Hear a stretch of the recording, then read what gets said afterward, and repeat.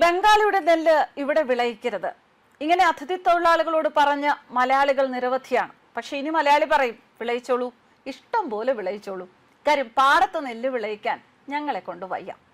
ബീഹാറിൽ നിന്നെത്തിയ ഒരു അതിഥി കേരളീയർക്ക് ഒരു വലിയ പാഠം നൽകിയിരിക്കുകയാണ്. അധ്വാനിക്കാനുള്ള മനസ്സുണ്ടോ, അങ്ങനെയെങ്കിൽ ഈ മണ്ണിൽ പൊന്നു വിളയിക്കാം എന്ന് തെളിയിച്ചിരിക്കുകയാണ് 45 വയസ്സുകാരനായ സിയ ഉൽ ഹഖ്. വടകര തിരുവള്ളൂർ പഞ്ചായത്തിലെ ശാന്തി നഗറിൽ 2 ഏക്കർ പാടത്തിനടുത്ത് സിയ കൊയ്തെടുത്തത് 2 ടൺ നെല്ലാണ്. വിത്ത് കൊണ്ടുവന്നത് ബംഗാളിൽ നിന്നാണ്. പൊന്നി അരിക്ക് തുല്യമായ മേന്മയുള്ള അരിയാണ് സിയ ഉത്പാദിപ്പിച്ചത്. ഇതിനകം 1.5 ക്വിന്റൽ അരി വിറ്റുപോയി. കിലോയ്ക്ക് 57 രൂപ നിരക്കിലാണ് വിൽപ്പന. 12 വർഷം മുൻപാണ് ബീഹാറിലെ കിഷൻഗഞ്ചിൽ നിന്നും സിയ കേരളത്തിൽ എത്തുന്നത്. തെങ്ങ് കയറ്റമായിരുന്നു പ്രധാന തൊഴിൽ. എന്നാൽ തന്റെ നാട്ടിൽ പിതാവിനൊപ്പം കൃഷി ചെയ്ത ആ പഴയ കർഷകൻ സിയയുടെ ഉള്ളിൽ എപ്പോഴും ഉണ്ടായിരുന്നു. കേരളത്തിലെ തരിശായി കിടക്കുന്ന വയലുകൾ കണ്ടപ്പോഴെല്ലാം അവിടെ വിത്തെറിയാൻ അദ്ദേഹം ആഗ്രഹിച്ചു.